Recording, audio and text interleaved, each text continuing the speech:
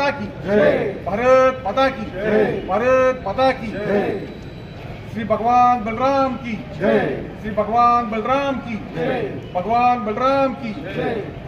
नमस्कार, माझं नाव आहे ॲडव्होकेट संजय कांबळे पाटील। मी सातारा जिल्हा भारतीय किसान संघाचा सहमंत्री आहे आणि या ठिकाणी आपण आज फलटण तालुक्यातील तहसील कार्यालयामध्ये या ठिकाणी उपस्थित झालेले आहोत। तर भारतीय किसान संघाच्या वतीनं आज आपण संपूर्ण महाराष्ट्रामध्ये निवेदन देतोय मुख्यमंत्री साहेबांना। तर निवेदनामध्ये आपले जे विषय आहेत ते महत्त्वाचे काय विषय आहेत, तर सोयाबीन, भात, कडधान्य, कापूस, मका इत्यादी शेतमालाची जी खरेदी केली जाते ती MSP आता सध्याच्याला होत नाही आहे। तर MSP प्रमाणे जे पंतप्रधान मोदी साहेबांनी जे सांगितलेलं आहे की MSP प्रमाणे खरेदी करावी ह्या मालाची, तर ह्या मालाची खरेदी MSP प्रमाणे करण्यात यावी अशी सरकारला आमची विनंती आहे। त्याचबरोबर सरकारनं सरकारी खरेदी विक्री केंद्र चालू करावी अशी पण आमची मागणी आहे की जेणेकरून शेतकऱ्यांना व्यवस्थित त्यांचा जो माल आहे शेतमाल त्याला व्यवस्थित दर मिळेल। तर त्या संदर्भात त्वरित खरेदीचं केंद्र चालू करावीत अशी आमची मागणी आहे। त्याचबरोबर अतिवृष्टीनं जे नुकसान झालेले शेतकऱ्यांचं तर त्याचे पंचनामे त्वरित करून मदत निधी जो आहे तो ताबडतोब त्याचं वाटप करावं आणि शेतकऱ्यांच्या खात्यावर जी मदत आहे म्हणजे नुकसान म्हणजे ग्रस्त जे आहे शेतकरी तर त्यांना मदत ताबडतोब मिळावी।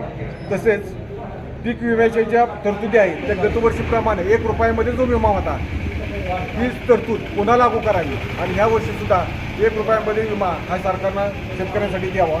आणि त्याचबरोबर ही पीक पाहणी याच्या ज्या नोंदी आहेत त्या शेतकऱ्यांना जो ॲप जे आहे ते ॲपद्वारे जो प्रॉब्लेम येतात की काही वेळेला चालवता येत नाही शेतकऱ्यांना, त्याचबरोबर नेटचा प्रॉब्लेम असतो, इंटरनेटचं कनेक्शन नसतं, रेंजचा प्रॉब्लेम असतो, असे अनेक प्रॉब्लेम त्या ठिकाणी असतात।